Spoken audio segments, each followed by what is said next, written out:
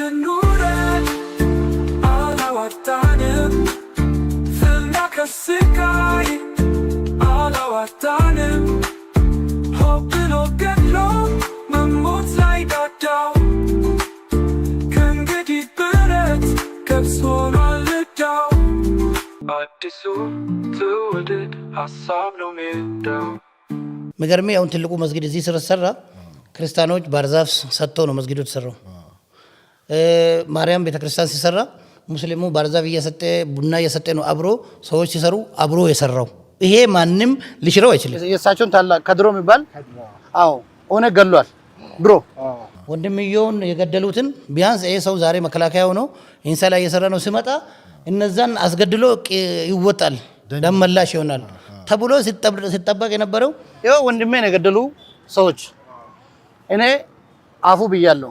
እርስ በርስ ተቃቅፉ እርቅ ወረደ።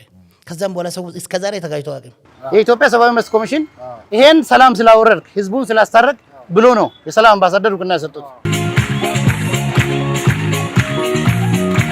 የዛኔ ነው ኖቤል የዓለም አቀፍ ኖቤል ተሸላሚ ሆነው እሱ ለኛ ማለት ነው 2000 እሱ መጥቶ ያን አረጋግቶ እነዛን ሰዎች መርጦ ባህር ኑሮ እስከዛሬ ጦርነቱ አይቆምም ሰውም አልቋል። ይህ ከሐሳብ ሜዳ ቤተሰቦች የተላከ አስተያየት ነው።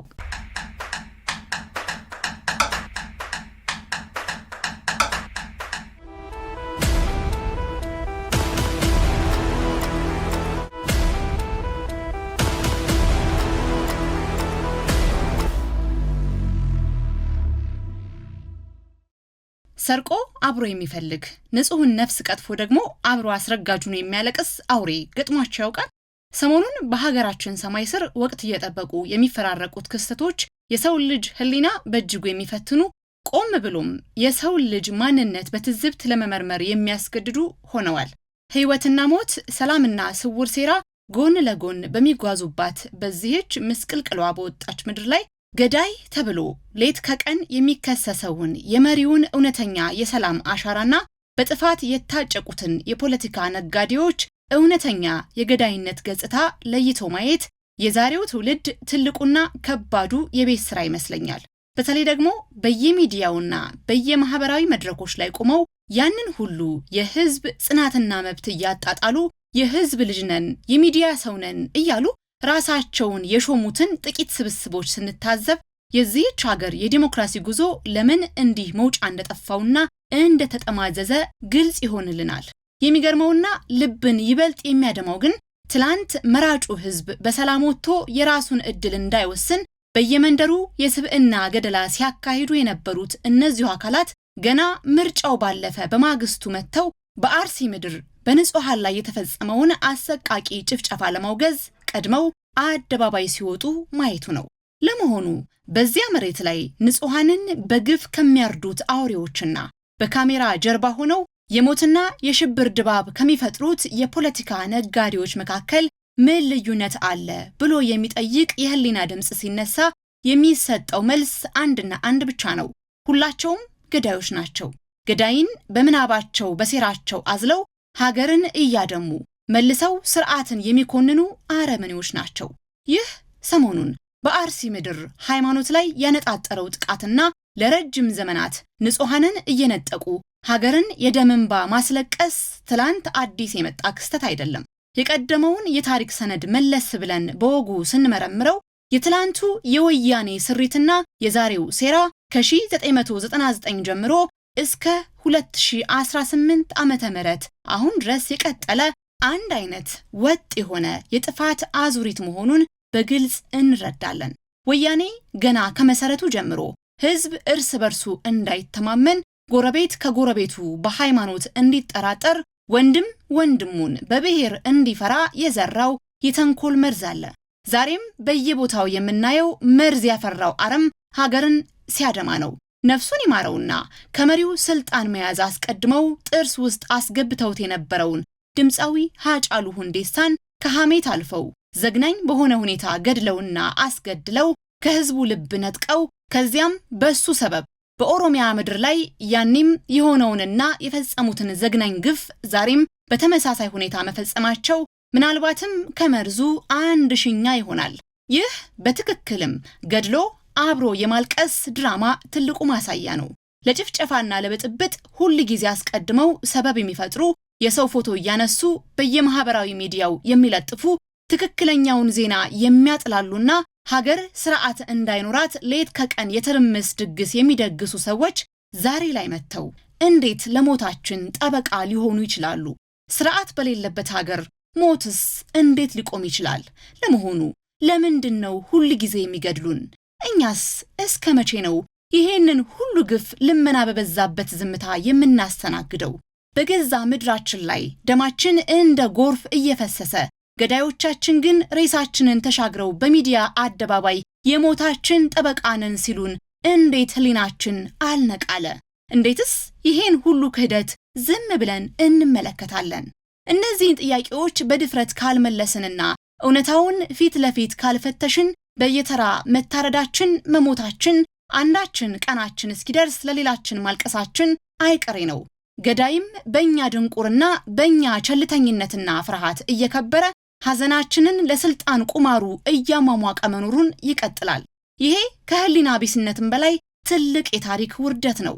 ይህንን ሁሉ ጥቁር የታሪክ ጠባሳ ባለመርሳት ከንቱ ለቅሶንና የተለመደ ጩኸትን ትተን ትክክለኛውን የንቃት መስመር በመመርመርና የሴረኞችን ጭንብል በመግፈፍ ብቻ ነው ለሞታችን ዘላቂ መፍትሄ ማበጀት የምንችለው። ሀገርን እንዲህ በትርምስ አዙሪት ውስጥ አውሎ ገዳይም አስገዳይም አብሮ በሚያለቅስበት በዚህ ግራ የተጋባ ዘመን የሰላምን ዋጋና ገዳይ ተብሎ በሐሰት የሚከሰሰውን እውነተኛ መሪ አሻራ ለመረዳት ግን የግድ ወደ ትላንቱ የበሻሻ ታሪክ መለስ ማለት ሊኖርብን ነው። ምክንያቱም ዛሬ ላይ ቆመን የምናየው የይቅርታና የኖቤል መሰረት የተጣለው ያኔ በበሻሻ ምድር ላይ በፈሰሰው የንጹሃን እንባ ውስጥ ነበር።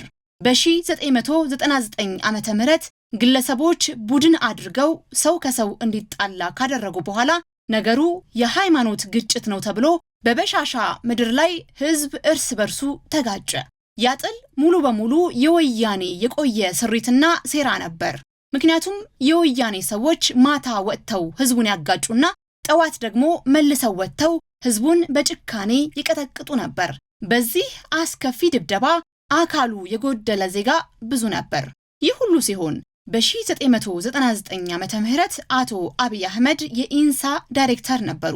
ቀደም ሲል ታላቅ ወንድሙ የኦህዴድ ደጋፊ ነህ ተብሎ በኦነግ አማካኝነት በግፍ የተገደለበትና አማርኛ መናገር ጨርሶ የማይችሉትን አረጋዊ አባቱንም ጭምር ሊገድሉበት አድብተውባቸው የነበረው የአቶ አህመድ አሊ ልጅ የሃይማኖት መልክ የያዘውን ጸብ ለማረጋጋት ወደ በሻሻ ምድር ሲያቀና በወቅቱ የነበረው ማህበረሰብ ደም መላሽ የሚል ስም ሰጥቶት ነበር።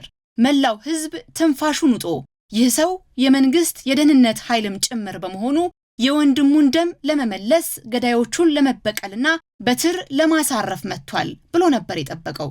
እሱ ግን በወንድሙ አስገዳዮችና ዛሬ ገዳይ ብለው በሚከሱት ልሳናት ፊት በዓለም አደባባይ ለሁሉም አርአያ የሚሆን አስደናቂ የታሪክ ተአምርና የሰላም ሥራ በተግባር አሳየ። ያኔ በበሻሻና በአጋሮ ምድር ላይ ይሆነ 1999 ግለሰቦች ቡድን አድርጎ ሰው እንዲጣላ ተደርጎ የሃይማኖት ግጭት ነው ተብሎ በሻሻ ላይ ሰው ተጣልቶ ነበር። እዛ ዳገቱ ላይ ቸርች አለ። ትልቁ ቸርች ምን ቸርች ይባላል? ምን ቸርች ነው? አቦ ቤተክርስቲያን። አቦ ቤተክርስቲያን የድሮ ነው። የቆየ ነው። በጣም የቆየ ነው። በ1999 ጻቤ ነበረ ጊዜ ክትትል ነበር። ኦኬ ለማጣጣም ተባለው ተሞከረው። ምንም እስከዛሬ አንድ ሰው መገርሜ አሁን ትልቁ መስጊድ እዚህ ስለተሰራ ክርስቲያኖች ባርዛፍ ሰጥተው ነው መስጊዱ የተሰራው። ማርያም ቤተክርስቲያን ሲሰራ ሙስሊሙ ባርዛፍ እየሰጠ ቡና እየሰጠ ነው አብሮ ሰዎች ሲሰሩ አብሮ የሰራው። ይሄ ማንም ሊሽረው አይችልም። ማንም ድና ሊያደርግ አይችልም። እንደዛም ነው በሻሻ ላይ አብሮ ሰጥቶ ሂል ሰጥቶ ምግብ ሰጥቶ እንጨት ሰጥቶ ቆርቆሮ ገዝቶ አብሮ የሚሰራ ሰው ይጣላል አይባልም። ኢንሳ ዳይሬክተር ላይ እያለ ይሄ ነገር ተደረገ። መጣ ወያኔዎች ሰውን እየገረፉ አይን እየጠፋ ነው መጣና ይሄ ህዝብ ሰላማዊ ህዝብ ነው አትግረፉ ሙሉ ህዝብ ይሰራ ብሎ ጠዋት ህዝብ 10,000 ሰው ይበልጣል። ከበሻሻ ከቀዳማይ ቦታው የሚባል አካባቢ እዛ አካባቢ ያለ ቆታ ያን ሁሉ ሰበሰበና አንድ የእሳቸውን ታላቅ ከድሮ የሚባል አዎ ኦነግ ገሏል ድሮ። እስከዛን ቀን ድረስ ህዝብ ብሎ ምን ብሎ ነው የሚጠብቀው ታውቃለህ? ደመላሽ ብሎ ነው የሚጠብቁት። ከድር ወንድምየውን ኦነግ ገሎታልና ወንድምየውን የገደሉትን ቢያንስ ይሄ ሰው ዛሬ መከላከያ ሆኖ ኢንሳ ላይ እየሰራ ነው ሲመጣ እነዛን አስገድሎ ይወጣል ደመላሽ ይሆናል ተብሎ ሲጠበቅ የነበረው ይኸው ወንድሜን የገደሉ ሰዎች እኔ አፉ ብያለሁ፣ እኔ ታርቄያለሁ፣ እናንተም እርስ በርስ እዚሁ ባላችሁበት ለኔ ብላችሁ ታረቁ። በሃይማኖት የሚጣላ አካባቢ አይደለም፣ በዘር በትውልድ ቦታ በጾታ የሚጣላ አካባቢ አይደለም ብሎ እሳቸው ሲናገሩ ሁሉም ሰው ባለበት ቦታ ቆሞ አልቅሶ እርስ በርስ ተቃቅፎ እርቅ ወረደ። ከዛም በኋላ ሰው እስከዛሬ ተጋጅቶ አያውቅም። በዛው በሻሻ አጋሮ የሰላም አምባሳደር ናት ከዛሬ በኋላ ብሎ 3 የሃይማኖት አባቶች የሃይማኖት ፎረም አሁን በኢትዮጵያ ደረጃ የታወቀው እስከዛን ቀን የለም። የሃይማኖት ፎረም ከሙስሊም ከኦርቶዶክስ ከፕሮቴስታንት የሚያሰግዱ ኢማም ዋና ምረጡ ተብሎ 3 ሰው ተመረጡ። ሼህ አብዱልሐሚድና ቄስ ታጋይ ፓስተር ታምራት አበጋዝ 3ቱን መረጠና ሰው እነዚህ የሰላም አምባሳደር የኢትዮጵያ ሰብአዊ መብት ኮሚሽን ይሄን ሰላም ስላወረድክ ህዝቡን ስላስታረቅ ብሎ ነው የሰላም አምባሳደር እውቅና የሰጡት። ሁሉም በላይ ለሰላም መጠናከር የሚሰራው የኢትዮጵያ ሰብአዊ መብት ኮሚሽን የሰላም አምባሳደር አድርጎ ለሰየማቸው ግለሰቦች በዛሬው ቀን የምስክር ወረቀት የሰላም አምባሳደር አድርገን እንሰይማቸዋለን። ሞራል ያስፈልጋል በጣም። በመቀጠል ክቡር አቶ አባዱላ ገመዳ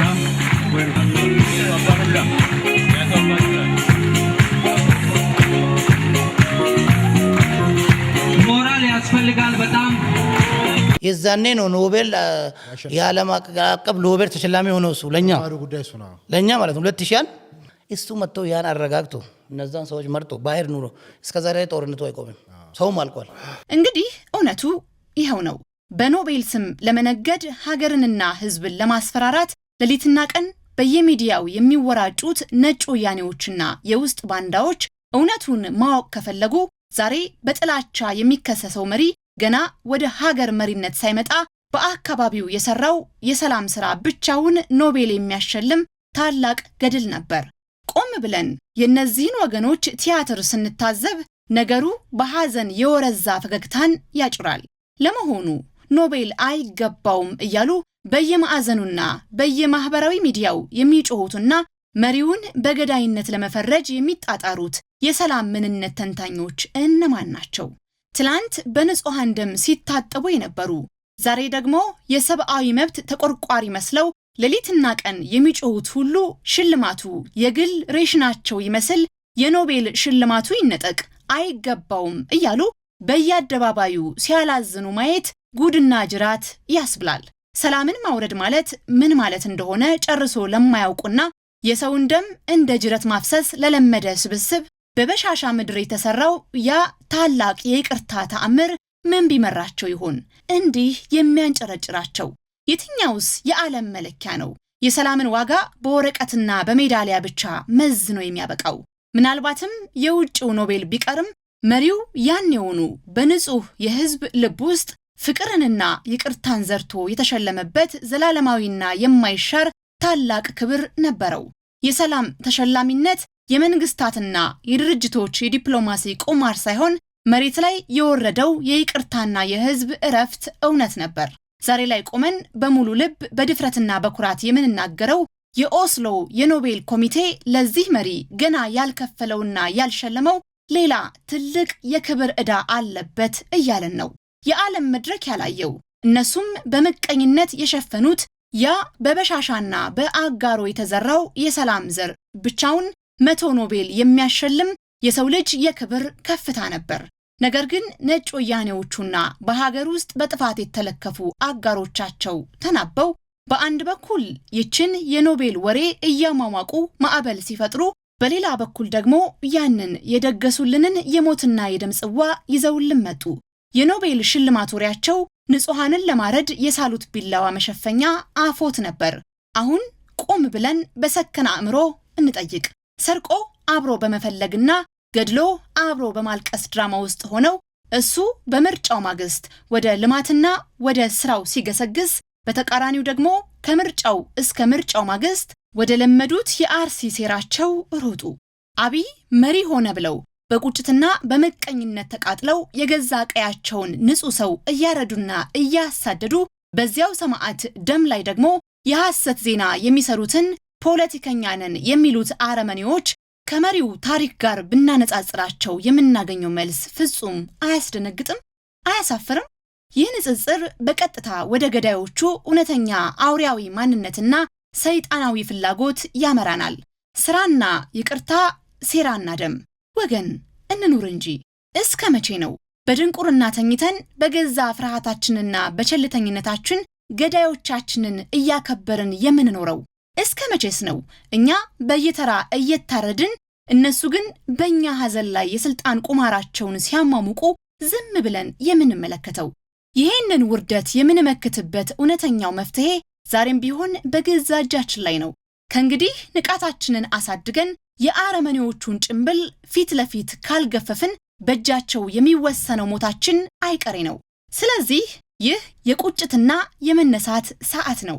ከሁሉ አስቀድሞ ግን ከገዳይ ጋር አብሮ ማልቀሳችንን እናቁም። ከበላያችን ላይ ሆኖ ደማችንን ከሚጠጣውና መልሶ መጽናኛ ከሚለግሰን አውሬ ጋር አብሮ መንሰቅሰቁ ይብቃን። የገዳዮቹን የክህደት ድግስ ረግጠን በገዛ ንቃታችንና አንድነታችን ከእውነተኛ ሴረኞች ጋር በተግባር መታገላችን ብቻ ነው የሞታችንን ሰንሰለት ሰብረን ሕይወታችንን ልንታደግበት የምንችለው ብቸኛው መውጫ መንገዳችን። አዎ ከገዳይ ጋር ማልቀስ ይብቃ። ውረድ ኑረድ አላዋጣንም፣ ፍና ከስቃይ አላዋጣንም። ሆብሎ ገድሎ መሞት ላይ ዳዳው ከእንግዲህ ብረት ገብስ ሆኗል ዕዳው። አዲሱ ትውልድ ሀሳብ ነው ሜዳው።